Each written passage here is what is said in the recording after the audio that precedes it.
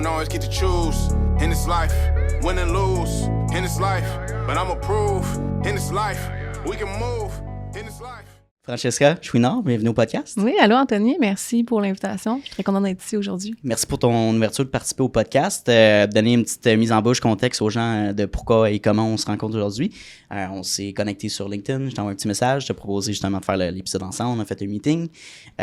Puis on s'est dit, ouais, il y a une certaine belle collaboration qu'on peut faire. Puis on se situe aussi aujourd'hui à Montréal pour faire le podcast ensemble. Fait que non, je suis très content de te rencontrer. Puis comment on choisit de nous inviter aussi, c'est à travers le meeting, puis voir un petit peu la vibe aussi. Puis je trouvais qu'on avait une belle énergie. C'est une belle ouverture, très authentique, transparente. Puis ça, c'est des valeurs humaines que je valorise là, beaucoup dans ma vie personnelle. Fait que c'est quelque chose qu'on a en commun.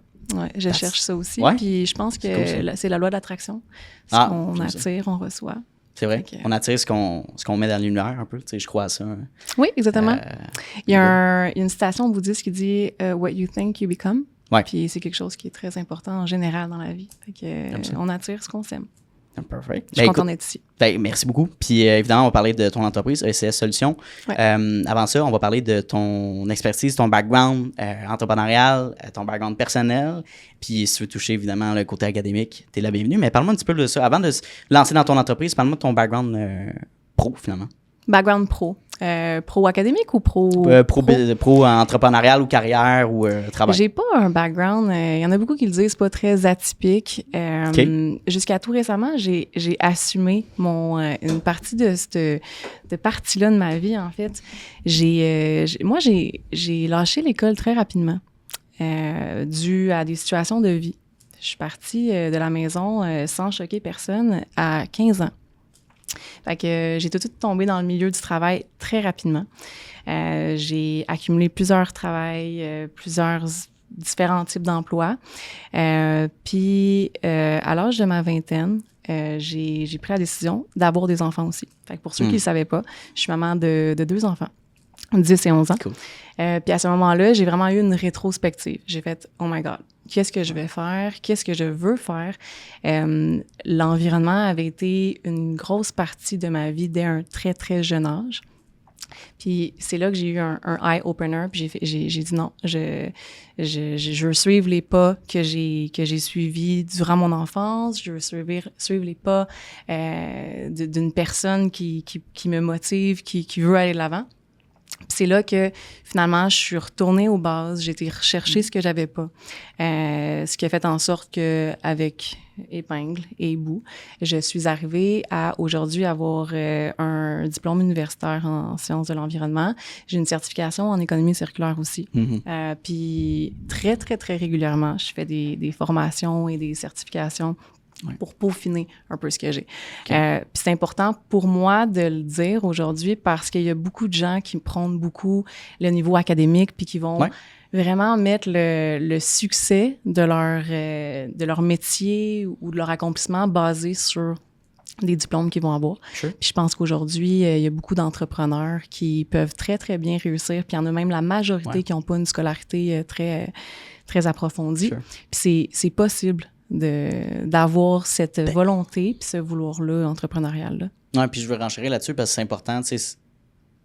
Souvent, peut-être les gens un petit peu plus académiques vont s'identifier à travers leur diplôme, leur accomplissement. Absolument. Puis un entrepreneur aussi, à l'inverse, peut justement s'identifier avec son entreprise, ses accomplissements. C'est un petit peu plus flexible. Je pense qu'il y a une côté d'ego, d'identité quand tu es un entrepreneur que tu mets ça de côté puis tu n'as pas le choix aussi là, avec tes rencontres que tu fais avec tes clients, par exemple. Mais oui, puis c'est important justement d'avoir différents chemins de la réussite. On va pouvoir en parler à la fin du podcast, mais comment on définit ça? C'est quoi sa propre définition de la réussite puis du succès? Fait que, est-ce que tu es nécessairement obligé de réussir, d'avoir une carrière, faire de l'argent assez à travers un diplôme ou tu peux justement créer tes propres opportunités, de passer peut-être à travers une passion initiale puis d'essayer de la monétiser, de partir un projet avec justement un impact social, tout est possible, mais il y a d'autres chemins que juste le fameux bac là, qu'on parle souvent. Il y a absolument d'autres chemins, oui, absolument. Puis c'est important de le mettre en lumière parce que l'expérience terrain n'est pas à négliger. Souvent, ça va beaucoup compenser pour une expérience sur un banc d'école. Nice, j'aime ça. Fait que t'es pas une femme studieuse. Ben, je lui dis non, pas vraiment. Je l'assume complètement. Mais souvent, je pense que les entrepreneurs, on apprend beaucoup plus sur le terrain aussi. Oui, mais c'est parce qu'on en veut se tombant. bouger, on veut toucher, on Ouais. veut faire, tu sais. Puis les bancs d'école nous permettent pas ça. J'ai Sure. eu la chance récemment de parler avec avec Olivier du Cégep de Saint-Jérôme, que lui est OK. un représentant pour la France et le Québec. OK. Puis justement, c'était un point qui était abordé de dire on doit changer le modèle actuel d'éducation pour certains groupes de personnes parce qu'il y a beaucoup de lâchement de l'école, en fait. Là. Puis Ben oui. il y a des gens que la raison pourquoi ils lâchent, c'est qu'on les entend pas, on les écoute pas. Puis il y a un modèle qui est mis en place, en fait, là, qui est pour prôner, en fait, alterner un peu le travail d'apprentissage puis le travail d'école. Je pense, si je me trompe pas, c'est un 3 semaines en stage versus 1 ou 2 semaines à l'école. Fait que c'est un modèle qui est super bon. Je Ça, pense c'est- qu'il éviterait le décrochage Fait que scolaire. là, tu parles au niveau du cégep, fait que études supérieures Ouais, études supérieures. après Ouais. secondaire, parce que je suis complètement d'accord avec ça, mais je pense qu'il y a tellement un travail avant ça, tu sais, au niveau, juste au secondaire, un travail incroyable d'ajouter des cours, tu sais, de peut-être de couper certaines matières ou certaines leçons, du moins, puis d'ajouter des heures, justement, d'économie, tu sais, ben, personnelles, tu sais, de budget. Oui, absolument. Puis tu parles de secondaire, moi, j'irais même jusqu'au primaire. Ben, there we go. Tu sais, il y a Ouais. des activités comme plaisantes qu'on peut faire en groupe, en petits groupes, là, c'est pour comprendre le fonctionnement de, tu sais, c'est quoi cette monnaie-là, tu sais, pourquoi on gagne l'argent, pourquoi que, justement, quand je reçois mon chèque de paie aux 2 semaines, il y a une partie que le gouvernement a fait la moitié de mon chiffre, là, mais tu sais, Exact. pourquoi cet Non, argent-là c'est va vrai. où, là, tu sais, pourquoi? Fait que juste de comprendre ça, mais on dirait que ça fait tellement longtemps qu'on en parle, puis c'est pas nouveau, là, que, je veux dire, qu'on le reconnaît qu'il y a une lacune là-dedans, puis c'est tellement long avant qu'il y ait un changement, c'est... Je suis quelqu'un de fou. très optimiste dans la vie, puis avec tout ce que je vois au quotidien, je sais qu'on va arriver à des solutions meilleures. Je pense que oui. Ouais. De toute manière, on a un travail personnel à faire aussi à dire. On peut pas juste dire c'est la faute de l'autre, c'est la faute de ci. T'as pas le choix de t'intéresser à tes propres finances personnelles puis à comprendre Absolument. pourquoi je suis rendu endetté. Tu sais, qu'est-ce qui est arrivé dans ma vie puis comment on fait pour trouver une solution à ça, par C'est quoi exemple. qu'on tu sais. dit déjà, ça prend un village pour éduquer un enfant, mais je pense qu'on J'ai jamais devrait entendu. revenir à ces bases-là. Parlons Ouais. un petit peu de ton environnement entrepreneurial quand tu étais jeune, Ouais. plus jeune du moins. Tes parents, étais-tu dans cette sphère-là entrepreneuriale? Moi, je viens d'un contexte un peu avec des extrêmes. Moi, là, on embarque dans des sujets très dark. On est avec deep, là. Oh my God. on Parle est des deep. traumas. Ouais. Parle- Moi, j'ai perdu mon père quand j'avais 1 mois. Fait que j'ai vécu dans un contexte de mère monoparentale pour tout le long de ma vie. Sure. Ma mère, elle a eu beaucoup d'entreprises, autant des commerces de détail que des instituts, des bars, des choses comme ça. Là, j'ai vu un peu de tout. Puis j'ai vécu dans les extrêmes. OK. Autant, pas nécessairement la pauvreté extrême, ni la richesse à profusion, mais il n'y avait pas vraiment d'équilibre entre les deux. Ouais. Puis les extrêmes ont amené une partie d'insécurité, surtout au niveau d'un enfant. Là, ça m'a vraiment beaucoup affecté. Mais ça l'a aussi beaucoup forgé le caractère que je suis aujourd'hui. Puis ma mère, justement, elle a accumulé beaucoup d'entreprises. Elle était très, très, très souvent à l'extérieur de la maison. Mais malgré tout ça, ça m'a vraiment montré ce que c'est l'entrepreneuriat féminin Clairement. dans un contexte très masculin aussi, dans toutes les entreprises qu'elle a eues.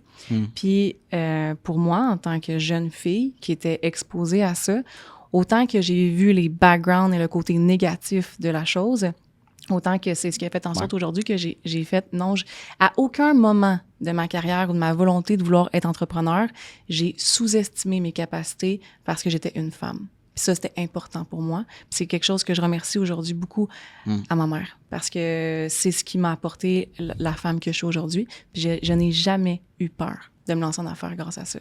On est capable, quand on veut, d'accomplir beaucoup de choses. C'est pas une hiérarchie ou un sexe qui va pouvoir délimiter quoi que ce soit. 110%. T'as les capacités Exact. de le faire. Puis je veux dire, j'étais un homme, puis c'est sûr que dans le contexte d'entrepreneurs féminins, j'ai interviewé beaucoup d'entrepreneurs femmes. Puis il y en a plusieurs qui m'ont dit justement, tu sais, le syndrome d'imposteur est beaucoup plus présent chez une femme qui se lance en affaires versus un homme qui aura peut-être pas ses en l'air de la tête de dire hey, comme je me compare à d'autres personnes ou je me sens jugé. Fait qu'il y a la part des choses là-dedans, mais c'est quand même curieux. Puis on dirait, puis je trouve que dans notre contexte de société quand même québécoise, je veux dire, il y a quand même des choses à changer encore, mais on met beaucoup l'entrepreneur, en tout cas de plus en plus, l'entrepreneur féminin aussi. Absolument. Puis on fait bien de le faire. Il y a de plus en plus de ressources qui sont mises en place. Il y a des organismes qui soutiennent ces femmes entrepreneurs-là. Ouais, Puis exact. si on sort du cercle de simplement une femme, il va y avoir les femmes de couleur, Aussi. des ethniques, immigrants. ouais, exact. Puis c'est important de les mettre de l'avant. 100%. Puis ouais, le masculin, tu sais, on parlait de syndrome de l'imposteur, je l'entends beaucoup. Ouais. Ça devient de plus en plus présent dans la société. Puis je me rends compte que les hommes aussi. Tu sais, on parle beaucoup d'entrepreneuriat féminin puis tout, mais les hommes aussi peuvent vivre ça, puis c'est important qu'ils puissent le reconnaître. Ouais. Mais puis c'est drôle parce que j'avais encore une discussion là-dessus récemment, puis on disait que ça devrait pas être anormal de vivre un sentiment d'imposteur, parce que symptôme de l'imposteur, parce que quand dans n'importe quelle carrière ou n'importe quel projet ou n'importe quelle chose que tu veux faire de nouveau dans ta vie, t'es un beginner, t'es un nouveau, tu t'essayes, tu vas être un petit peu sur tes gardes, t'es pas sûr, t'es pas 100% en confiance. C'est 100% normal. Après, c'est à travers le temps, tu développes une confiance puis une aisance avec ce que tu offres comme service, mais it's normal, faut pas, on se met tellement de pression de dire, hey, moi, il y a une situation, là, je suis pas à l'aise, j'aime mieux me retirer. Si le nouveau ne te crée pas un inconfort ou ne te stresse pas, je pense que, first, je te lève mon chapeau, mais t'es un des seuls aussi, là. Exact. Tout le monde le vit, cette émotion-là. Ben, c'est ça, exactement. À la minute que tu ressens des émotions, tu vas ressentir ça. Fait que c'est normal. Fait qu'il faut juste, oui, on en parle, il faut essayer de démystifier ça, puis à travers le temps, peut-être se former au niveau du développement personnel, puis sa confiance, mais en réalité, le temps fait les choses. Le temps fait les choses, tu le dis si bien, oui. C'est cool. Parlons justement, est-ce que quand tu étais plus jeune, tu avais eu des projets personnels? Est-ce que l'entrepreneur, évidemment, tu avais ton modèle féminin avec ta mère. Est-ce que ta mère t'instigait à dire comme le fameux couper des pelouses ou, je sais pas, faire des livraisons? Je pense que ma première t'avais-tu fait des petits business un peu de genre-là, non? Je devais avoir à peu près 6-7 ans. Regarde, tu vois, là, c'est très early, on s'entend. 6-7 ans, moi, je pense que je mangeais des lollipops, là, fait que... Non, je l'ai eu très, très jeune, cette volonté-là. That's cool. Puis ça a passé par tout ce qu'on connaît très bien, le fameux stand de limonade, qui a été extrêmement lucratif. J'avais la chance, c'était payant. J'ai eu la chance d'être devant une piste cyclable sur le bord de l'eau. On avait fait un super de beau stand, super bien peinturé. On coupait des tranches de melon d'eau, puis des choses comme ça. Puis je pense que la première fois qu'on a fait le stand de limonade, je pense qu'on nous avait rapporté 60 ou 75 $. Là. Mais quand t'es jeune, t'es riche, là, ben oui. Et puis ça avait pris 3-4 heures, mais j'ai réalisé tôt, là, c'est toute une question d'offre et de demande. Là. On était devant une piste cyclable, il faisait chaud. Puis là, une fois qu'on a su que le melon d'eau à 25 sous, là, il se vendait bien. Oh my God, on l'a monté à 50 cents là, assez rapidement. Là. Non, mais c'est fou, ça. C'est tellement une expérience quand tu regardes ça. C'est le fun puis c'est enjoyable, mais c'est tellement de core knowledge que tu viens apprendre à travers ça quand tu es jeune instinctivement. Exact. Tu sais, de voir un peu le coût de ton matériel ou tu l'augmentes pour avoir plus de profit, l'emplacement, avoir ton petit commerce, gérer les clients, les champs. C'est incroyable ce que ça donne comme expérience. Puis je m'en rappelle, même l'environnement à ce moment-là était tellement important pour moi. Je me rappelle, on avait un petit bac à côté, puis les gens avec le petit verre de plastique le disposaient aux déchets. Puis là, je me rappelle, ma mère était impliquée, elle était comme, OK, vous faut-tu des verres encore? Puis là, moi, je suis là, non, attends, là, je prends les verres, je rentre en dedans, je les ai toutes lavés. Puis je les ai ramenés. Pour moi, là, c'était de réintégrer quelque chose qui avait été peu utilisé. Fait que, tu sais, l'environnement, pour moi, même à cet âge-là... Ça commençait là. C'était là, ouais. Puis après ça, après stand de limonade, j'ai fait des bracelets, j'ai ramassé des feuilles, j'ai promené des chiens. C'est cool, puis après ça, très rapidement, ma mère m'a intégrée aussi aux entreprises qu'elle avait bâties. Tu veux t'en parler de ces entreprises qu'elle a eues? Oui, elle a eu des commerces de détail. Elle a eu, je me rappelle, elle a eu la chance pendant que le magasin Sears. S'il y en a qui nous écoutent, qui sont trop jeunes, ils ne sauront peut-être pas c'est quoi. C'est un peu comme Zellers, OK? Ouais. Zellers, il y en a qui ne savent pas non plus, mais c'est comme un... Tu peux retrouver du meuble, tu peux retrouver des vêtements, des produits de beauté, c'est un peu... Exact. Puis elle avait un comptoir Sears dans un magasin d'aspirateurs. Là, aujourd'hui, c'est très désuet, un aspirateur, je dirais. Okay, mais dans le temps, non, c'est des aspirateurs centrales, faisaient l'installation. C'était une belle entreprise. Puis elle avait un bureau de Sears à même l'emplacement. Puis moi, je devais, au de mes, je pense, 8 ans, appeler les gens qui avaient reçu des commandes. Puis là, la petite voix sur le répondeur, là, « Bonjour, vous avez reçu votre commande? » Fait que, très jeune, là, j'ai j'ai été confrontée à du cold calling. Et c'est fou, ça. Ouais, puis il y en a qui étaient comme, pourquoi tu m'appelles, tu sais. Ouais, c'est le weird. rejet aussi, très Vraiment. tôt, là, Ben là, les gens venaient me voir, puis là, je devais faire de la logistique, trouver le colis, Ben oui. scanner, tu sais, fait qu'il y avait un côté administratif aussi haut de, encore là, 8 ou 10 ans, là. Ben, puis là, tu rentres aussi dans le vrai monde des adultes, dans le sens, tu sais, mettons, la cliente te rencontre dans le magasin, ils vont se forcer justement, tu sais, ben, c'est un adolescent, tu sais, peu importe, on va être gentil, puis tout ça, tu sais, à la base, à moins que tu sois vraiment un trou de cul, là, mais on n'est pas là. Mais quelqu'un qui t'appelle au téléphone, tu sais, peut-être qu'il va être capable d'identifier à travers ta voix, mais à la limite, c'est une autre personne, un autre adulte, fait qu'il va te prendre. Tu t'es comme confronté au froid du marché, right? Ou tu sais comme, pourquoi tu me déranges? Genre, puis là, tu sais, mais c'est ça la réalité quand les fameux vendeurs qui cognent aux portes, ou tu sais, les cold calls, les affaires. Faut avoir des reins solides, puis de développer ça à un jeune âge, encore une fois, c'est une résilience que quand tu es rendu à l'adulte, tu te dis, c'est rien ce que j'ai vécu, là, je peux affronter 10 fois plus, là, tu sais. Absolument. C'est nice. Ouais, non, j'ai accepté ça très jeune. Puis, ouais. Le rejet, c'est un excellent mot. On n'a pas le choix d'en vivre. Tu sais, c'est impossible que quand tu lances en affaires, que tout le monde te dise oui à ton offre, là. Puis il faut accepter que quelqu'un ne voit pas la valeur dans ce que tu offres. Puis that's OK. Oui, puis il y en a beaucoup, de plus en plus de gens qui sont pas capables de l'accepter, ce rejet-là. Ouais. Puis ça fait un problème de société aujourd'hui. Puis, tu sais, pas sans embarquer dans le sujet, il faut qu'on soit plus capable de détabouiser. Je sais pas si c'est un mot qui peut se dire. On peut le mettre dans le podcast. On va le mettre. Comment détabouiser. Détabouiser. Okay. Détabouiser. Puis de dire non, c'est le rejet est important en soi. Il faut que tu sois capable de l'encaisser, de le prévoir aussi, parce qu'il y a certaines situations que tu le sais d'avance que tu vas te faire rejeter, puis tu vas être capable de te revirer de bord très rapidement, d'être capable de dire non, je vais être capable de le confronter, puis de même être capable de changer la mentalité de cette personne-là devant moi. Ben c'est curieux, puis tu sais, on a parlé de la valeur de la résilience qui est importante pour l'entrepreneur, mais je suis curieux de toi, mettons, la valeur que tu valorises numéro 1 en tant qu'entrepreneur, ce serait laquelle? L'authenticité. Ah ouais, okay. Ouais, pour moi, un entrepreneur, il faut qu'il soit authentique, puis faut qu'il respecte aussi autrui. Ouais, il y a beaucoup d'entrepreneurs aujourd'hui qui perdent, qui n'ont pas de valeur, point. Ils vont prendre des contrats ou des mandats simplement pour un but lucratif, pour l'argent que ça va rapporter, sans raison précise. Puis ça change encore là le modèle de société qu'on a aujourd'hui. Ouais. Si tout le monde respectait ses propres valeurs puis qu'ils restaient authentiques à eux-mêmes et aux valeurs des autres, tout le monde s'en porterait mieux. Ben, toi aussi, tu te porterais mieux dans le sens... c'est sûr que c'est plus le fun de travailler avec des gens qui te ressemblent, qui ont le goût aussi, qui s'investissent dans le temps ou en énergie dans le projet, mettons, versus quelqu'un qui est démotivé, qui fait juste envoyer ta paye, puis comme... puis justement, souvent, ces gens-là, ils en demandent un petit peu plus aussi, dans le sens, ils sont un petit peu plus picky, puis en réalité, t'es plus perdant, parce que l'énergie que tu vas mettre, mettons, tu as fini le mandat avec cette personne-là, ben, est-ce que tu vas vouloir retravailler avec cette personne-là? Est-ce que la personne qui va te référer, cette personne-là va te référer à d'autres clients qui le ressemblent? Tu vas-tu vouloir accepter ça? Et ça peut aller vraiment loin. On vit dans un ère de référencement. Hein. En plus. Je sais, il y a beaucoup, même les agences de marketing et des choses comme ça vont vraiment mettre l'accent sur la rétention. Ils vont vouloir ramener les clients, la récurrence, puis ils vont vouloir ramener les clients initiales. Puis c'est comme ça que le modèle est bon. Parce que si les gens reviennent, c'est parce que ton service était bon.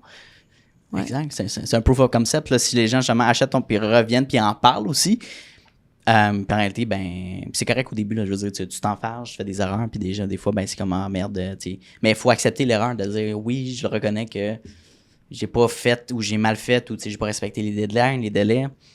Puis s'ajuster en conséquence. Puis là, après, c'est une partie des choses d'être capable de mettre son ego de côté aussi. Oui, assumer. D'assumer. Ouais, non, assumer, c'est super important. Puis je l'ai appris avec des erreurs. Tu sais, tu peux pas piler sur la tête de quelqu'un qui va avoir assumé une erreur. Mais tu vas pouvoir être déçu ou être fâché contre quelqu'un qui va avoir essayé de camoufler son erreur ou qui l'aura justement pas assumé. Ouais, non, c'est... Puis tu peux juste t'en porter mieux. Après. Exact. Tu peux juste être une meilleure personne. C'est difficile au début quand on est confronté à ça. Mais non, c'est toujours... de toute manière, on est des humains, on est en constante évolution. Je peux pas croire qu'à un moment donné, on atteint un certain âge qu'on connaît tout, on sait tout, on a tout vécu. Ça arrivera jamais. Il y en a qui vont prétendre. C'est pas le cas. Non, c'est pas le cas. En tout cas, je pense qu'on a raison, mais tous les jours, on apprend. Je pense que oui, de n'importe qui. Je suis pas vrai que, mettons, j'ai 75 puis que je rencontre quelqu'un de 25 ans qui va pas m'apprendre quelque chose ou de la mettre tu comprends pas ce que tu dis, c'est vraiment une réalité. Puis il y a certaines personnes qui ont ces discours-là, mais c'est pas de même, là, malheureusement. Il y en a qui ont plus d'expérience que d'autres. Mais Sure. non, faut exactement. En tout cas, fait que ça, c'est bon. On vient comme clore la première partie, premier tiers. On va tomber dans justement ACS Solutions. Parlons un petit peu aussi, là, on va faire une transition qui fait du sens. Ta passion ou ton intérêt beaucoup plus vers l'écologie, le côté social, l'impact social de tout ça, c'est venu d'un jeune âge. C'est venu de quoi? De tes propres recherches, de ce que tu voyais, tes livres que tu as lus. Moi, je le dis souvent, là, c'est pas si tu ne choisis pas l'environnement, c'est l'environnement qui te choisit. Puis, Ah ouais, OK. Ouais, Ça- moi, c'est vraiment Dans quel l'environnement. contexte qu'elle t'a choisi?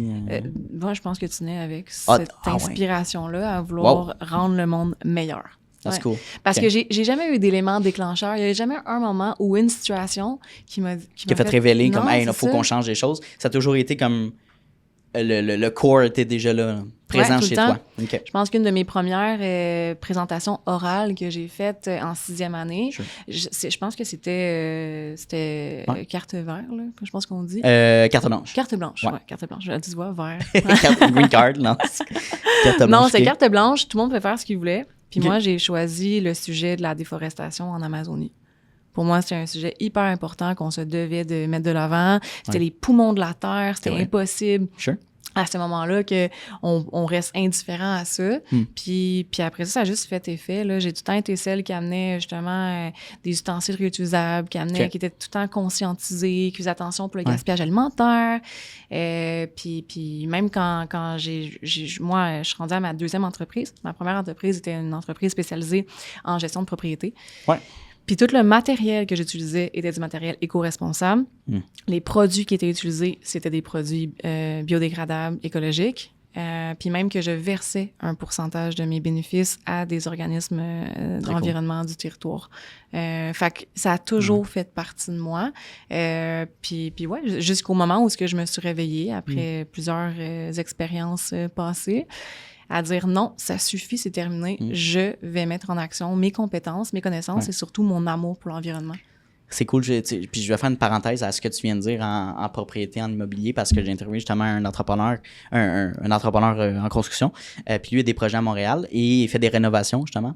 D'ajouter une aile ou peu importe. Puis il disait, mettons, on prend l'exemple du gyps, d'enlever l'ancien gyps, ben de le garder, le morceau, puis de le redonner justement à d'autres projets qui auraient besoin de ces morceaux-là qui sont pas abîmés, qui sont encore très bons. Là. Parce que si tu fais pas ça, la majeure partie de ces projets-là, tu peux rentrer 2-3 containers full, là, Absolument. puis qui s'en vont, qui vont être enfouis. Enfouis, exactement. Je veux dire, c'est des bons matériaux réutilisés, c'est du bois qui est encore bon. So, Mais ça, si c'est ça la pense bien. déconstruction. C'est super important que les gens commencent à comprendre Déconstruction, ouais. qu'on ne peut pas juste démolir. On peut pas Sure. juste défaire Exact. ce qui était. Il y a des modèles qui sont mis en place, puis Ouais. il y a des solutions, puis des innovations qui sont Oui. mises. Je nommerai pas d'entreprise parce que je veux pas prôner quelconque entreprise, Non, mais il y en a tellement. Mais il y a Ouais. il y a de la déconstruction qui fait en sorte que tu peux avoir un conteneur 40 verges divisé par plusieurs conteneurs 8 verges, puis Voilà. tu peux juste changer, mettre chacune des matières dans Séparer. chacun des conteneurs, exactement. Ouais. Puis il y a même aussi, à Montréal, ici, une quincaillerie, seconde main. Ouais. C'est très Tu peux cool. aller ça. chercher tes portes, tes ouais, vis, pourquoi pas. même des outils. Tu peux acheter plein de choses de seconde main. Sure. Puis aussitôt aussi que tu conçois mieux, tu vas avoir moins de pertes. Ça, c'est important que les gens le comprennent. Tellement. Ouais. Moins de pertes, puis moins d'accumulation. Si on parle au niveau personnel, j'avais interviewé justement Fauve Doucet. Du Partage Club. Oui, Ben Partage oui. Club, très nice. Partage Club. Tellement une belle application, tellement, mais je trouve qu'on en parle tellement pas assez, dans le sens qu'il n'y a pas assez de... Je vois des fois des vidéos passer et tout ça, mais c'est tellement une bonne idée qui fonctionne. Absolument. Que oui, sur l'île de Montréal, c'est plus... Parce qu'on est plus en style de communauté. Mais tu sais, d'emmener ça un petit peu plus en banlieue, de dire... Tu as besoin que genre chaque personne ait sa tondeuse, là. On peut Non, se passer le exact. weed eater, là, tu sais. Non, le Partage Club, c'est une super Tellement belle de bonnes innovation. idées, Puis les municipalités sont de plus en plus en train d'entamer le pas. Là. Je pense que, si je me souviens bien, à toutes les semaines, il y a une nouvelle municipalité qui c'est achète ça. des licences. Mais C'est tu sais, cool. juste hier, je cherchais des pannes à peinture. Là, OK? Mais là, Ah ouais, OK, ouais. ouais, mon chum était comme, non, on va aller l'acheter au BMR. Je suis comme, mais là, une panne à peinture, là, c'est quasiment à usage unique. Là. Les gens la jettent une fois, on la met au... C'est ça, tu sais, aux puis justement, poubelles, ouais. Partage Club, on There était we go. capable pour la fin de semaine d'avoir Ben, une panne. il y a tellement des choses, c'est ça, banales. Ouais, tout le temps. Ça peut être n'importe quoi. Là. Pour le maïs aussi, là, les épicettes de blé d'Inde, t'en as une par année. Là. Oui, moi aussi, j'avais vu un exemple dans une de leurs vidéos. C'était, t'es parti en camping, une chaise de camping, ça peut Ouais. être ça. Ou tu sais, aller mettre une tente aussi, si t'es prêt à Fait que, il y a plusieurs choses qui peuvent être utilisées, mais ça, c'est un exemple parmi tant d'autres. Et il faut plus encourager ça. Puis, si on finit sur ce sujet-là de l'immobilier et de la construction, je pense qu'on a un besoin criant. On est de plus en plus individualiste. Puis de vivre en communauté, c'est le fun. On voit souvent maintenant de vivre les intergénérations, fait que d'aller habiter avec nos grands-parents. Ça se voit souvent chez, mettons, des familles italiennes et tout ça. Les Québécois, on est très, très individualistes. On part tôt de la maison, puis... on veut même pas aller aider nos aînés, tu sais. Mais c'est ça. Fait que pourquoi, envoyer tes grands-parents dans une maison pour aînés? Qui te coûte cher. Ben, ça coûterait moins cher de l'avoir chez toi. C'est ça. Fait que, puis je veux dire, dans une intergénération, tu as une certaine séparation, tu as une intimité, mais tu as l'accès aussi à tes parents ou à tes grands-parents, puis c'est une vie beaucoup plus le fun, puis eux, de leur perspective aussi. Ils passent plus de temps avec leurs enfants puis leurs petits-enfants. Absolument. Tu fais bien de le mentionner. On a besoin de ça. Puis, tu sais, je pense, en tout cas, là, on s'en va loin, là, mais tu sais, les enjeux de dépression, d'anxiété, tout ça, ben, le côté familial, ces valeurs-là, quand on travaille beaucoup, ça peut être facile de... C'est un modèle de société. Puis, il y a un gros changement qui doit se faire dans l'aspect que, oui, on gère certaines parties de notre quotidien, puis de nos habitudes aussi. Sure. Ouais. There you go. Non, c'est exact. Puis on va toucher à d'autres sujets à la fin de l'entrevue. Parle-moi un petit peu de ton offre de service, justement, que tu offres avec les entreprises, avec ECS Solutions. Oui, Solutions ECS, en fait, environnement, circulaire, synergie. C'est une entreprise, je dirais, on est quasiment un répertoire de tout ce qui se fait au niveau du Québec en éco-responsabilité. Un courtier en environnement. Fait que le mandat initial, c'est de rentrer en entreprise, d'analyser les flux de matière qui sont générés, puis de trouver des débouchés pour chacune des choses qui sont générées. Ça évite l'enfouissement, ça réduit les déchets. Puis une fois que ça c'est fait, l'entreprise est beaucoup plus sensibilisée. Parce qu'une fois que tu arrives avec des solutions qui, first, lui a réduit ses coûts, deux, a rendu ses employés un peu plus allumés sur l'aspect éco-responsabilité. Mais là, il est beaucoup plus réceptif à vouloir justement investir puis voir de quelle manière il peut s'améliorer puis qu'est-ce qu'il peut faire à l'interne. Fait que c'est là qu'il va avoir des solutions avec des formations, de l'éco-responsabilité, l'accompagnement aussi dans l'approvisionnement plus responsable des matières. Des fois, on s'en rend vraiment pas compte, mais les entreprises génèrent extrêmement beaucoup de choses au-delà de l'aspect manufacturier ou tu sais, je pense à des batteries. Je collabore avec une entreprise, justement, Aisin, qui eux, vont offrir des batteries rechargeables qui viennent reporter mensuellement aux clients, plutôt que d'avoir des batteries à usage unique que les entreprises ou les clients ou même les citoyens ne savent même pas où les disposer à part du fameux éco-centre.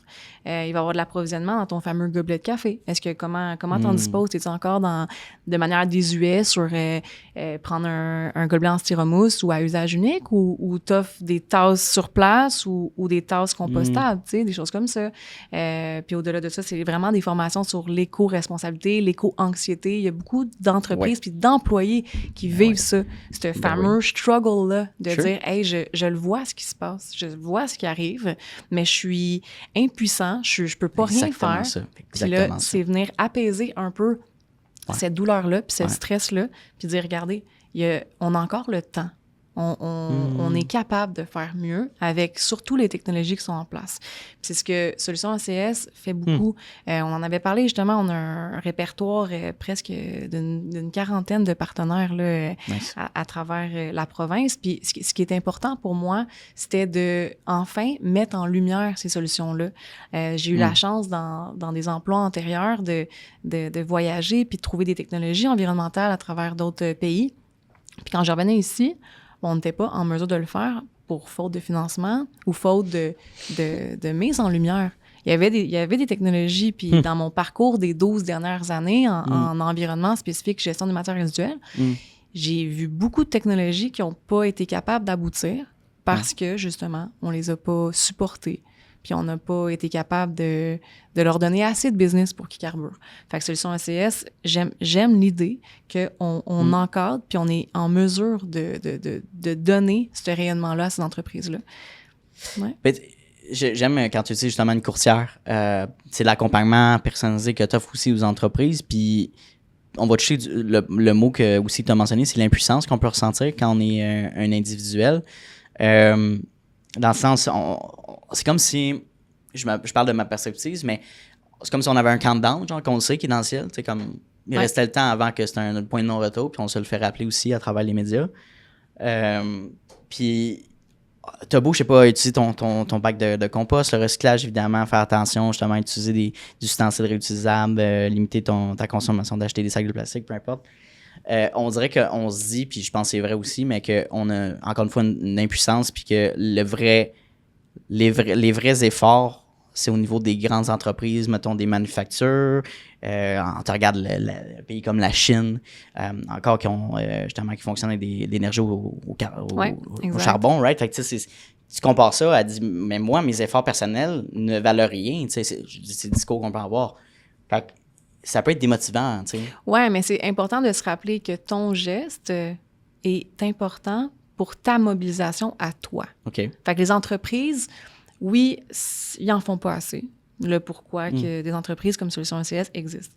Mais si tout le monde fait un peu plus sa part individuellement à la maison, ils vont, par défaut, avoir une meilleure habitude. Cette habitude-là va se refléter sur l'entreprise puis sur ta consommation dans l'entreprise. Puis une fois que dans l'entreprise, c'est mis en place, si, je sais pas moi, il y a une 50aine d'employés sur 100 qui demandent d'avoir du compost ou du recyclage, bien, l'employeur n'aura pas le choix de s'adapter. C'est vrai. Puis là, il va pouvoir emboîter le mouvement. Ou est-ce que c'est problématique? Moi, dans mon quotidien, c'est vraiment au niveau des rebuts manufacturiers. Ouais. Il y a c'est catastrophique. Il y a beaucoup de choses. Puis je dirais que les gens, même dans des entreprises là, qui vont avoir des îlots de tri puis qui vont avoir plein de ressources dans les cafétérias pour les employés ou dans les bureaux, ben en arrière, ils n'ont rien. Ils n'ont rien mis en place. Ouais. Ils ont des quantités phénoménales de plastique qui peuvent être recyclés, qui sont mis en enfouissement. Ben oui, mais c'est ça. Il y a des produits chimiques qui sont déversés, des choses comme ça. C'est horrible, ça. Exact. Right. Mais pourtant, l'entreprise se dit, et des fois même va prôner, avec du greenwashing, l'aspect que, non, ils sont éco-responsables. Tu sais, ça, pour moi, c'est non. Puis ça, c'est un défi auquel je suis confrontée quotidiennement, puis auquel je veux remédier. C'est crazy. Puis tu sais, évidemment, on connaît tous l'île flottante de déchets.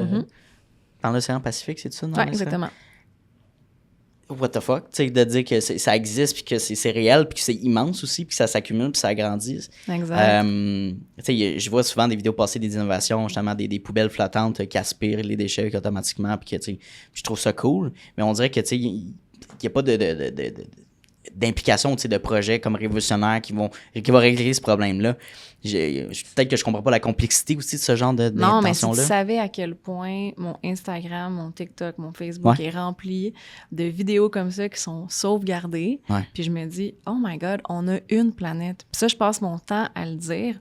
On a une planète, puis on ne se communique pas, toutes ces technologies-là, sous prétexte qu'on est trop greedy sur c'est moi qui l'ai inventé, c'est moi qui veux l'avoir, ou je t'avance, puis c'est quasiment inaccessible.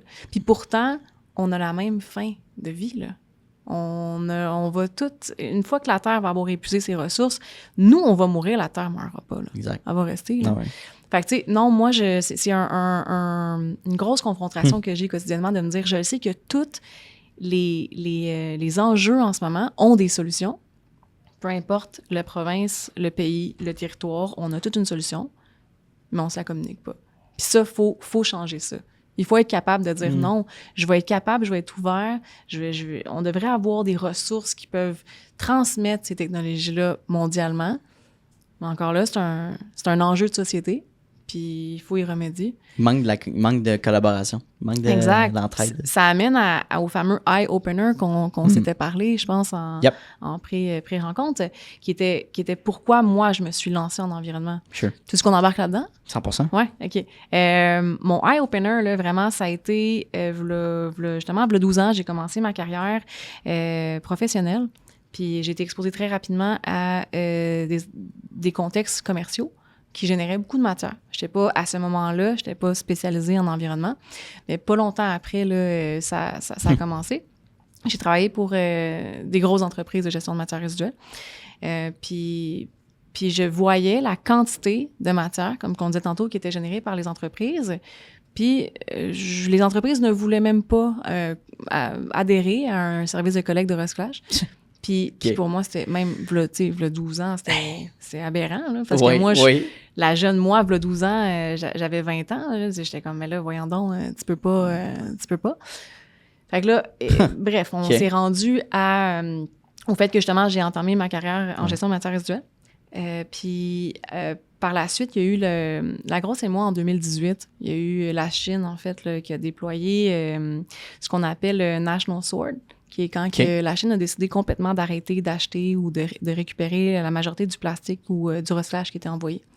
Puis c'est là que la grosse polémique a embarqué, surtout au Québec. C'est là qu'on a commencé à faire « Oh non, un eye-opener », qui était « Oh my God, on doit s'améliorer, on doit faire quelque chose ». Puis à ce moment-là, malgré le fait qu'on, en tant qu'entreprise et citoyen, on se disait « OK, on va falloir faire quelque chose parce ça fait des dizaines et des dizaines d'années qu'on envoie nos matières en conteneurs maritimes à travers les océans, puis on n'a pas investi sur nos infrastructures ici pour être capable de les gérer ». Mais là, je devais, à ce moment-là, vendre encore là des collectes de recyclage. Et je savais très bien que cette collecte de recyclage-là, on allait à l'enfouissement. C'est là qu'il y a eu vraiment mon eye-opener de dire « Je ne veux pas contribuer à un environnement comme ça, à un contexte que on n'arrive à rien, rien va aboutir. » Je voulais faire partie du changement positif, puis je voulais pas encourager ce type de modèle-là. Puis encore à ce jour, c'est pas très commun, mais ça arrive encore, des situations comme ça. Puis sans nécessairement vouloir pointer du doigt ou créer une polémique sur le sujet, là, c'est important que les gens le sachent que first, le recyclage, c'est pas juste un choix, là. C'est pas ni une obligation, mais c'est un choix moral, disons, qui est important de mettre de l'avant. Puis ouais, après ça, j'ai parti Solutions SCS, en fait, sur une notion que je me dis souvent, qui est l'humain crée l'impact et l'impact crée le changement. Puis je voulais créer le changement que je le vois pour demain. C'est bien dit, créer l'impact. C'est l'humain aussi qui va recevoir ces bénéfices-là, si on s'implique. Puis c'est le fun parce que quand tu as dit le contexte d'un employé dans une entreprise qui dit, bon, un employeur 1 dit, OK, hey, on propose un projet, là, l'autre embarque, une autre personne. Tu as un effet de snowball de dire, OK, mais c'est ça, je vois quelqu'un qui veut s'impliquer, qui veut faire plus, ben ça m'inspire, je veux aussi donner, puis redonner de même. Puis ça marche aussi dans la vie en général, quand t'aides quelqu'un, puis quelqu'un voit que t'aides une autre personne. D'autres personnes vont dire, hey, moi aussi, ça marche, là. Oh, ouais. Fait que tu sais, puis ça peut aller dans le bord aussi, là, quand tu mets du négatif, des fois, ça peut inspirer d'autres bords. Fait que c'est triste, mais... La loi de l'attraction. Sure. Exact. C'est dans intéressant. toutes les sphères, elle est présente, cette loi-là. Tu sais, je veux qu'on parle aussi de la consommation en général, de biens, tu sais, dans le sens, je suis dans le marketing, là, je suis un petit peu biaisé, tu sais, on met de l'avant, là, c'est sûr que moi, je vends l'humain en tant que tel, fait que c'est moins, mais mettons une entreprise qui vend de la publicité pour des produits, ben là, on encourage justement de la consommation de ce produit-là.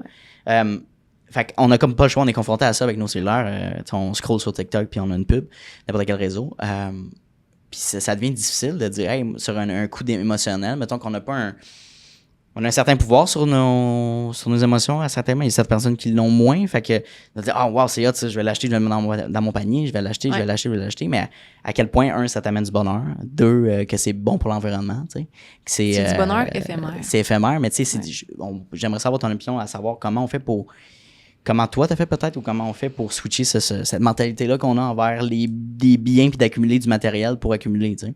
Oui. Ben moi, ça fait quand même longtemps que je suis quelqu'un qui consomme vraiment pas beaucoup de manière à usage unique. Là, il y a un gros engouement qui se crée aussi sur les friperies. Oui. La nouvelle génération est très... Ils le font pas nécessairement pour les raisons environnementales. J'ai fait des formations là-dessus qui étaient non, eux, ils vont vraiment y aller pour l'aspect économique. Puis ils se vantent. Le style eux. Aussi. Le style. Hey, mes trouvailles à la friperie. Là, exact, c'est rendu vraiment populaire.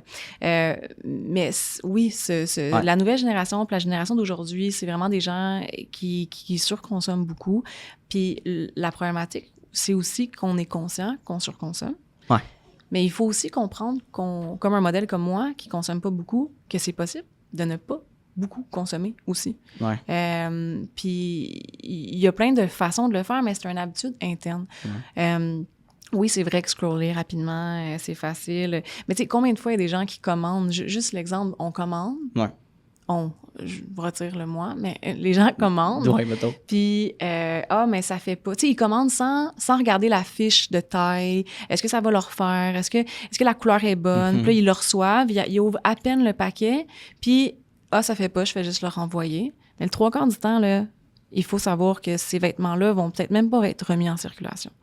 Tu sais, Wow. non, dans beaucoup de cas, c'est pas remis en circulation ouais, non, c'est... Puis, au-delà de juste la surconsommation en soi, il y a, tout le monde le sait, là, la suremballage, il y a eu le transport. C'est vrai. Ouais, si Jesus on serait capable de mettre un barème de consommation puis d'impact environnemental sur tout ce qu'on consomme quotidiennement, je pense que les gens l'aimeraient un peu plus. Ben, de le voir, surtout de l'achat en ligne, puis on parle Exact. de la mode puis des vêtements, mais de le voir peut-être sur l'affiche, de dire, mettons, l'impact en numéro peut-être. Ouais. C'est une certaine un guide là, qui dit ça, c'est highly demandant. Tu sais. Ouais, puis il y a des entreprises quand même qui le font. Ouais. Moi, je pense à l'entreprise Too Good To Go là, qui récupère des connais pas. invendus. OK. Puis, à force d'acheter des invendus alimentaires en fin de date, ben, tu vois à la fin jusqu'à combien de CO2 tu as évité. Ou, C'est cool. tu vois une comparaison, puis tu vois, là, ça te met un petit je suis contente, j'ai contribué positivement à un changement. Mais pour répondre à la question sur comment que je pourrais moins consommer, Sure. je veux pas mettre un autre doigt sur le bobo, mais le fameux scrolling, là, puis le fameux j'enregistre, ça a un impact aussi. Tu sais, il y a la consommation numérique que je pense que de plus en plus de gens commencent à comprendre. Moi, en entreprise, je fais de la compensation numérique, surtout liée avec l'intelligence artificielle. Puis là, c'est de jamais sous-estimer. Tu sais, des fois, on est assis, on scroll, puis là, oh my God, ça fait quoi, 1h30, 2 heures que je scroll? Ton temps est passé dans le First, bar. j'ai perdu complètement mon temps. J'ai consommé de manière comme irresponsable.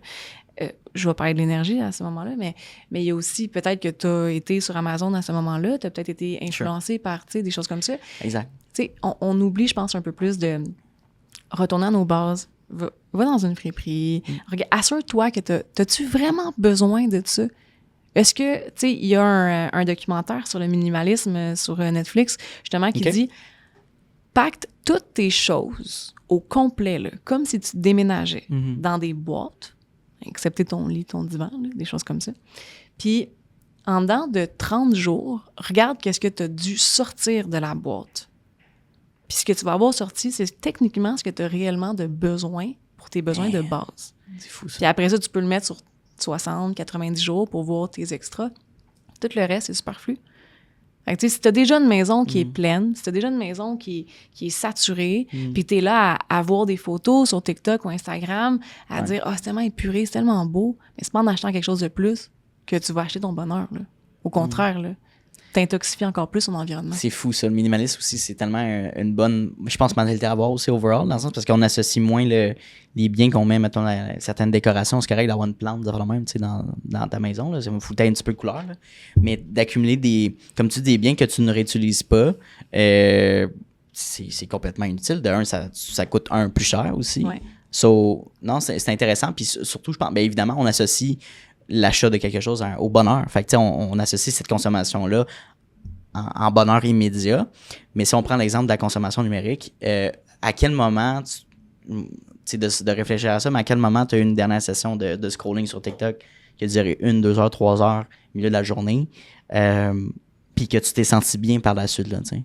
Après, tu te sens comme grudgy, tu te sens démotivé, tu te sens limite genre, tu sais, comme... Puis tu dis, je viens de drainant. perdre 2 heures de ma Aussi, vie, là, ton là. temps. Ben, c'est rare que tu finis une session du scrolling en te sentant genre, hey, j'ai Non. vraiment appris, là. C'est ça. Ouais. Tu sais, fait que ça, T'as peut-être ri un bon coup, mais Oui. ça a duré quoi, 5 minutes ton rire, pas plus, là? Mais c'est difficile parce que c'est instinctif dans le sens... Moi, j'enlève mes notifications sur mon cellulaire, puis je le reconnais, puis je sors mon cellulaire juste pour checker si j'ai quelque chose. Même, c'est pas pour voir l'heure, j'ai une montre, là, tu sais. Fait que c'est comme... Un réflexe. Une fois de temps en temps ou dans un contexte social, du genre, on est dans une ligne d'attente. Ouais. Pour un commerce ou un gouvernement. Puis tu te sens mal de ne pas faire rien. Puis ça, c'est problématique. Parce que des fois, on va voir quelqu'un qui a pas de téléphone, qui a l'air bien, puis on va faire comme... Il est bizarre. Il est weird. Il est weird. Ouais, tu sais, il regarde qu'est-ce qui se passe? Ouais, c'est ça. Puis pourtant, tu sais, quand ton téléphone manque de batterie, je sais pas si tout le monde a de l'anxiété quand que son téléphone manque de batterie. Oui, mais moi, ça m'arrive des fois, il manque de batterie, Puis je suis comme, oh my God, c'est un rire. Tu sais, comme je me sens bien. Des fois, je veux même pas aller le brancher. Je vais juste le laisser là. Puis là, je pars. Puis il y a comme 45 minutes qui passent. Puis je suis comme, il me semble que j'étais bien. Ça fait du bien. Ça fait du bien. C'est une déconnexion. Puis moi, c'est les seuls contextes que je suis capable de faire ça, c'est quand, mettons, je pars en voyage. On s'en va en excursion, mettons, au Mexique, peu importe. Puis là, je laisse mon cellulaire dans ma chambre. Ouais. Puis là, j'ai plus pas de téléphone, j'ai pas de message, j'ai pas de GPS, j'ai pas de... Puis il y a ce stress-là qui est associé. C'est genre, oh mon Dieu, mais si quelqu'un m'appelle, oh mon Dieu, mais si j'ai besoin d'aide, tu sais, c'est comme... Ouais, c'est le syndrome de l'attachement, mais à ton téléphone. Right. Ils ont même créé des fou, technologies aujourd'hui que tu peux louer, exemple, dans un centre d'achat ou des choses comme ça, un chargeur pour ton téléphone, mais qui a un dispositif de géolocalisation. Comme ça, t'es pas obligé de mettre ton téléphone dans des boîtiers pour le laisser là puis partir. Tu peux le garder avec toi. Puis lui, le modèle qu'il avait dit, c'est pas une entreprise que j'ai prôné pour autant, là, mais c'est pour le fameux syndrome de l'attachement envers ton téléphone. Il veut contrôler ça. Il va dire, non, tu peux charger ton téléphone, tu peux le garder avec toi. Ouais. On va te charger les minutes que tu utilises. Ça l'aide en rien. Là. Ça l'aide pas la solution. Là, pour finir là-dessus, le contexte social aussi d'utiliser notre cellulaire. Mettons, tu es dans un party ou un 5 à 7 ou qu'il y a bien du monde, puis là, je sais pas, tu parles avec ton ami est allé aux toilettes, puis là, tu es tout seul, mettons. Ben, instinctivement, c'est ça, moi, je cherche mon cell, tu sais. Mais pourquoi tu vas pas justement discuter avec quelqu'un ou tu sais, juste relaxer, rien faire, genre? Absolument. Il faut vraiment réapprendre à aimer. Pas à l'aise, dans le fond, être. Regarder dehors, tu sais, être assis dans un banc de parc, là, puis de regarder à l'entour les oiseaux, là, tu sais. Puis d'apprécier le moment. C'est ça. On l'apprécie pas encore, tu sais. Ouais, c'est difficile, puis je veux dire, nous, on a vécu aussi la transition. Je suis pas né avec un cellulaire, tu sais. Ouais.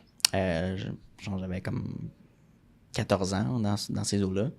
Mais avant ça, puis même avant aussi que l'Internet soit plus implanté, mais je vivais, quand j'étais jeune, je me souviens, c'était dans le parc, puis tu sais, j'en vélo avec mes amis, puis tu sais, j'avais pas le besoin d'aller revoir mes messages, ou tu sais, comme cette... Puis là, les jeunes, évidemment, de notre âge, ben, ils commencent à avoir, tu sais, évidemment, leur iPad assez tôt, puis le cellulaire, ça commence assez jeune, fait que t'es comme... C'est hyper connecté. Mm-hmm. Mais c'est fou, puis je veux dire, il faut pas démoniser non plus les technologies, ils vont être confrontés à ça tôt ou tard. Mais il y a une beauté d'être un peu dans le mode enfant, un peu de... Ben, ironiquement parlant, dans ma dernière session de scrolling, OK, nice. J'ai tombé sur une vidéo, justement, qui disait comment les jeunes trouvent leurs amis aujourd'hui. En fait, tu voyais la vidéo, puis le jeune est en train de géolocaliser ses amis sur une application. Puis là, ça disait comme dans le temps, comment nous, on faisait. Puis là, il faisait le tour du quartier à peu près 10 fois, puis il voyait les vélos devant une maison, puis c'était ça. Mais non, c'est ça, il faut... Puis c'est fou, il y avait tellement de likes, puis de « ha, c'est vrai ». Non, mais guys, on peut pas juste dire « ha, c'est vrai », là. Il faut... c'est ça. Il faut faire un mouvement, là. Petite parenthèse, c'est vraiment cool ce que tu dis, parce que c'est vrai, tu sais, j'avais un ami au chalet de ma mère, justement, qui habitait comme à 2e rue, puis je pouvais me rendre en marche. Puis sa mère, elle me disait, ben je sais pas, je vais l'avoir, mettons, mercredi puis jeudi. Mais je me souvenais de ça, puis j'allais cogner, finalement, il est chez son père, OK, mais je revenais, tu sais. Mais c'est ça, tu prenais une chance, tu savais pas, puis ça marchait de même, là. Aujourd'hui, il n'y a aucune chance que les gens fassent ça. Ben non. Tu sais, cogner au père, qu'est-ce que tu fais ici? Ouais, juste ouvrir les portes, même. Ouvrir les portes à quelqu'un aujourd'hui, c'est comme, tu te fais regarder proche. Mais moi, je tiens ça. Je tiens mon bout. Même mes enfants, là, mon fils, là, d'ouvrir les portes, là, quand il n'y a pas quelqu'un arrivé, c'est important. Puis même moi, puis je le regarde, des gens qui me regardent bizarre, puis je suis comme, ça fait plaisir. Oui, mais à force de le faire, peut-être qu'ils vont finir par le faire eux aussi. Ben, c'est des choses de base mais tu sais, c'est de l'instiguer à tes enfants, c'est super cool, c'est important parce que tu arrives plus tard, tu prends le métro pour aller à l'université, par exemple, là, tu vois une femme enceinte ou une personne âgée, mais faut que tu laisses ton siège, tu sais, c'est comme de base, right? Oh, ouais. Mais des fois, tu sais, quand t'as pas appris ça, t'as pas appris ces bonnes habitudes-là, mais... Puis après, ben, les gens, moins que tu le dis, moins c'est implanté. Puis ça se perd à travers le temps. Fait ça, c'est un autre sujet, là. Fait que ça, c'est cool. Écoute, on arrive vers la fin de l'entrevue. On va poser les dernières questions. Puis j'aimerais qu'on touche au niveau de tes enfants si tu es à l'aise, à savoir comment tu instigues ces bonnes valeurs-là, tu sais, justement, sociales, écologiques. Aussi, peut-être valeurs entrepreneuriales, tu sais, de résilience, de pousser, d'être ambitieux. Fait que, c'est quoi cette partie-là d'éducation-là que tu transmets à travers eux? Je suis vraiment curieux. Oui, au niveau de la consommation, mes enfants sont très sensibilisés. Okay. Sont les premiers là, à récupérer des choses, exemple à l'école. Quasiment toutes les semaines, mon fils me revient avec un « Ah, maman, ils ont mis ça aux déchets aujourd'hui. » Puis je l'ai dit au professeur de le mettre au recyclage. Tu sais, c'est important. Mes enfants ont toute de la coutellerie, là, des ustensiles réutilisables, c'est des contenants réutilisables. Nice. Je sais, on a eu aussi un événement récemment qui était la journée de la famille du quartier. OK. Puis il y avait justement la MRC qui était présente. Puis il y avait un petit setup là, que les gens pouvaient prendre un sac avec plein d'items, puis devaient disposer des items de la manière qu'ils pensaient, compost, recyclage, éco-centre, des choses comme ça. Puis je suis super fière, là, mes enfants sont A1, là, sont super bons. T'sais, ils ne veulent pas surconsommer. Malgré l'ère d'aujourd'hui, ma fille est un petit peu plus pire, là, c'est une fille, je pense. Là. Ouais.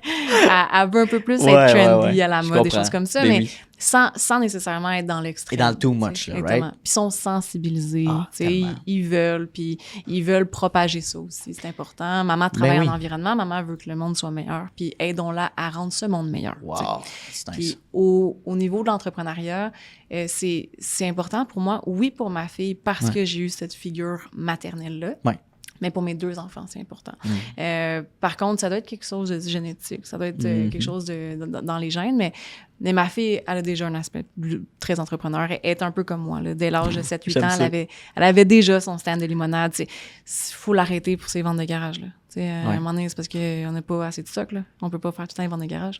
Elle peut vendre elle va chez des gens pour demander s'ils veulent vendre des choses, puis elle veut les vendre sous concession, des choses comme ça. Là, exactement. Puis des bracelets aussi. Elle va faire des bracelets, des choses comme ça. Mais tu sais, c'est important pour moi de leur montrer aux deux, encore là, pas juste à ma fille, mais les deux, oui, t'es capable. Puis moi, pendant longtemps, j'ai été mère monoparentale pendant les 10 premières années de vie de mes enfants. Puis je pense que ces 10 années-là ont été les plus marquantes pour eux parce que peu importe ce qui se passait, maman, elle a toujours été dévouée. Maman, elle a toujours été présente malgré les entreprises. Puis elle nous a montré que c'est possible justement de tout faire. Ouais, que 100%. si on te l'apprend, que si tu veux le faire, t'es capable de le faire. T'es capable de le faire. Ouais, niveau entrepreneuriat, c'était important pour moi de le transmettre. Puis j'espère de tout cœur qu'ils vont faire de même avec leurs propres enfants. J'adore ça. C'est le fun. Puis j'en parlais justement avec Alex, puis j'en parlais avec d'autres invités, puis je disais, c'est comme quand tu mets des enfants au monde, je veux pas faire morale, là, mais mettons, tu veux être un bon modèle parental. Tu veux que tes enfants te regardent et disent wow, c'est inspirant, c'est motivant. C'est un parent qui est en majoritaire partie négatif, qui chiale sur certaines parties de leur vie, mais ça peut arriver. Mais tu sais, quand ton enfant voit ça, va répéter ses... Un enfant, c'est une éponge. On est une éponge, right? Ouais. C'est normal. Fait que autant rayonner, tu sais, avant même d'avoir des enfants, tu sais, peut-être d'avoir une préparation, de dire, moi, quel genre de parent que je veux être, tu sais. Fait que c'est un thinking à avoir, mais c'est tellement des gros sujets à discuter. Non, mais c'est important aussi que les enfants d'aujourd'hui soient conscientisés sur, je trouve, la nature. Tu sais, dans ma vingtaine, j'ai eu une passe très hippie, là. J'étais vraiment très grano. Moi, ça va faire 12 ans aussi que je suis végétarienne. Ça a tombé dans la même mentalité. Nice. Tu sais, la nature, c'est important. La méditation, c'est important. On est bouddhiste se connecter, aussi, là. Ouais, exact. Se connecter, se reconnecter à la nature. Ouais. Puis je trouve que ça a apporté beaucoup de positif à mes enfants. Puis, oui, si des enfants d'aujourd'hui auraient ces valeurs-là, puis je les vois des fois, tu sais, ceux qui sont nu-pieds, puis qui se promènent, tu sais, comme à cœur, c'est pas overprotected, ils n'ont pas un coton ouate alentour de eux, ça forge un caractère différent. C'est important il y a moyen d'être un bon parent, puis de s'assurer de la sécurité de l'enfant, mais en y laissant aussi un moyen d'apprendre de lui-même, puis de se centrer aussi sur ses propres valeurs. Là. Ses propres valeurs. Ouais. Si moi j'avais un conseil à donner, je pense aux jeunes en ce moment, ça serait essayer de décrocher de vos cellulaires, de vos appareils électroniques. Ça a l'air banal, puis les parents ils disent ça souvent, non? Mais en réalité, c'est ça, parce que tu te brûles un petit peu à petit feu, tu brûles ton temps, ton énergie, ta concentration, tu t'ajoutes du stress puis de l'anxiété. Là. Ouais. Dans un contexte de travail, c'est différent, là, mais dans un contexte de plaisir puis de scrolling, là, précisément, là, tu peux faire autre chose et même rien faire, comme on disait tantôt. Ouais. Tu dois prendre son temps, respirer, regarder, perdre son temps même. Fait que ça, c'est une valeur importante. On va finir l'entrevue avec les questions que je voulais te poser, que je t'ai déjà posées dans notre rencontre de préparation. Ta vision de succès, comment tu la décrirais, comment tu la définirais au niveau personnel et professionnel? Je pense que le succès est une vision personnelle. Ma vision du succès à 20 ans n'est pas la même que ma vision aujourd'hui à 32 ans. Puis ça sera, je l'espère, pas la même qu'à 60 ans. Je pense que le succès, oui, est propre à chacun. mais évolue aussi au fil de tes expériences, de tes cheminements. Ouais. À 20 ans, j'aspirais à avoir juste un petit café, très modeste, avec mes enfants, tu sais, rien de gros. Aujourd'hui, c'est sûr qu'avec l'entreprise, par défaut, tu ne peux pas souhaiter qu'elle reste à un niveau inférieur. Tu veux t'assurer qu'il y a une prospérité de ton entreprise. Sans nécessairement, moi, je suis pas dans les extrêmes. J'ai jamais souhaité bâtir une multinationale, tu sais. Je serais pas fermée à l'idée. On va mettre un impact, plus gros impact. Si je peux consolider bien ma vie personnelle aussi. Là. J'aime ça. OK. Puis non, c'est ça, ma vision du succès, je pense, c'est une question d'équilibre. À 60 ans, j'espère que je vais être autant grounded que je le suis, que je l'ai été, que j'aspire à l'être encore. Puis ouais, je pense qu'il ne faut pas se mettre un fardeau supplémentaire sur le succès. Ouais, tout le monde le dit, l'argent, l'auto, la maison. Mais non, c'est propre à chacun. Puis ce que toi, tu considères être un succès, mets-toi des objectifs puis des barrières ou tu sais, mets-toi une idée préconçue de ce que tu aimerais. Puis ça va être juste ça, ton succès. T'sais. Mais ils vont tout le temps être en continuel. Tu vas changer peut-être justement tes ambitions, tes objectifs. Ouais. Mais l'erreur à faire, je crois, c'est de se dire, d'associer le succès d'un autre au tien. Fait que de dire, lui, il a réussi, fait que je vais réussir comme lui ou je vais aller. Faut pas oublier non plus que le succès, souvent, aussitôt que tu vas atteindre ce que tu considérais comme étant le succès, tu seras pas plus content, puis il va falloir juste que tu évolues. Mets-toi des barèmes logiques, puis des barèmes réalisables, puis non, et sois en paix avec ce que toi tu veux. Puis le succès n'est pas, selon mon opinion, d'avoir un compte en banque bien garni, une maison qui vaut des millions, puis parce que souvent ça s'accompagne de conséquences qui sont irréversibles. Ouais, mais je veux dire, ça reste plaisir. Mettons, tu t'as acheté un nouveau jet ski. Ouais, moi, n'importe quand, jet ski. Genre, yeah, that's fucking nice. Mais comme en réalité, c'est comme quelqu'un qui s'achète un nouveau véhicule. Ça va être vraiment la meilleure expérience pendant peut-être les 3 prochains mois au max. Puis après, ça va être ton daily driver. Puis ça va être comme, c'est comme si tu conduisais une Toyota. C'est correct aussi. That's fine. Si ton succès, c'était ça, puis que là, t'es pas content après, c'est correct aussi de, tu sais, comme, t'as passé le momentum. C'est correct. Bâtis-toi un nouveau succès. Mais tu peux pas associer justement... Ouais, c'est ça, bâtis-toi un nouveau succès.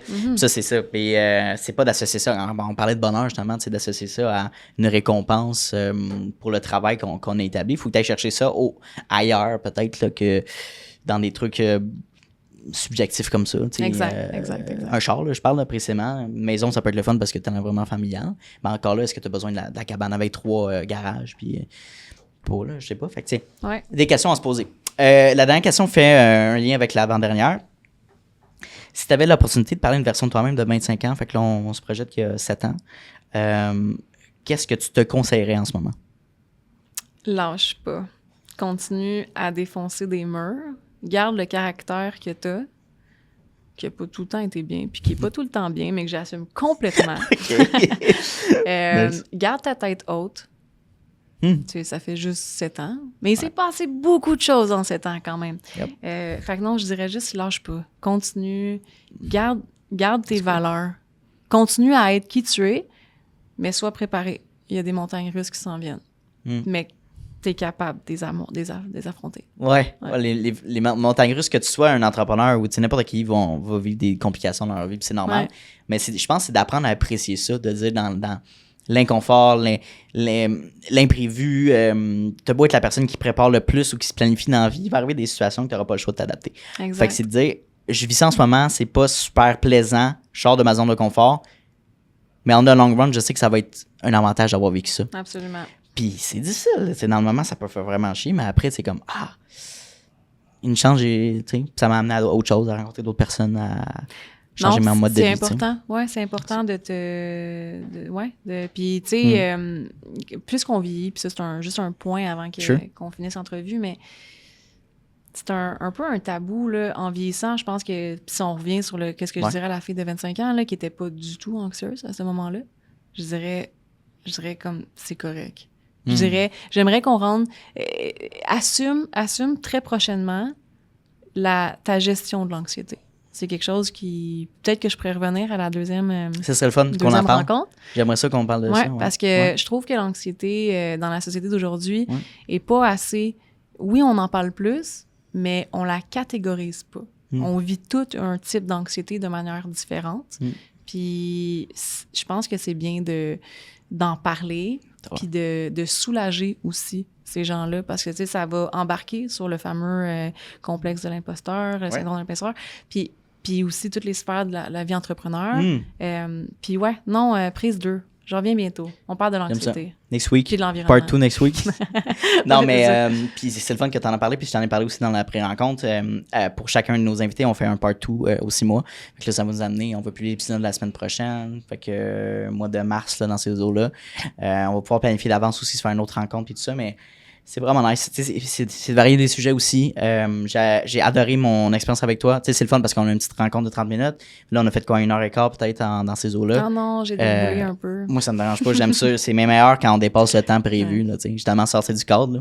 Fait que non, puis c'était facile d'avoir une discussion avec toi. Je te donne un petit rétroaction là, qui est nice, là, mais j'ai trop hâte à notre part 2 aussi d'aller aborder du sujet un petit peu chaud, peut-être tabou, qu'on parle pas assez, mais justement l'anxiété, je veux dire, ça touche maintenant, j'aimerais dire tout le monde. Là. Absolument. Le stress du moins, mais l'anxiété, je pense que c'est plus mais généralisé qu'on pense. Mais c'est pas encore assez assumé. Non, c'est encore un problème. Tu sais, on voit comme une bébête différente. Tu vis de l'anxiété, t'es comme, t'es ailleurs. Là, un jugement. Ou, ouais. Mais crime... C'est ça. Fait qu'on en parlera. Encore une fois, merci beaucoup pour ton temps, ta participation. T'as-tu aimé ton expérience aujourd'hui? J'ai adoré l'expérience. Je suis super contente. Puis, sujet très important, puis très bien perçu. Merci beaucoup, Anthony. Merci à toi. J'ai hâte de sortir les capsules, ça va être super cool aussi.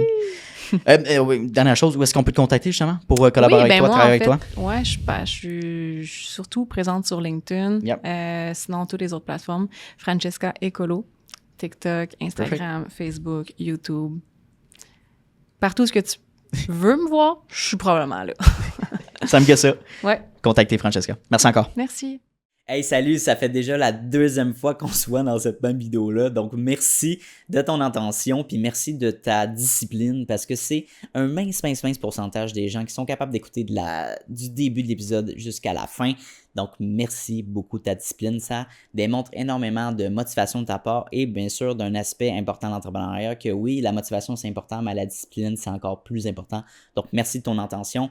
La meilleure manière que tu peux me repayer pour ce podcast-là, c'est tout simplement de repartager le podcast dans des Instagram Stories, d'en parler avec tes amis, d'envoyer le lien à tes amis. Hey, Mathis, va donc écouter cet épisode-là, c'est super intéressant. Ça vaut de l'or, puis ça va me permettre d'aller faire croître le podcast à un niveau exponentiel. Donc, merci beaucoup pour ton aide et ton intérêt pour le podcast. Et bien sûr, on se revoit la semaine prochaine dès jeudi midi pour un nouvel épisode. Donc, bonne journée à toi.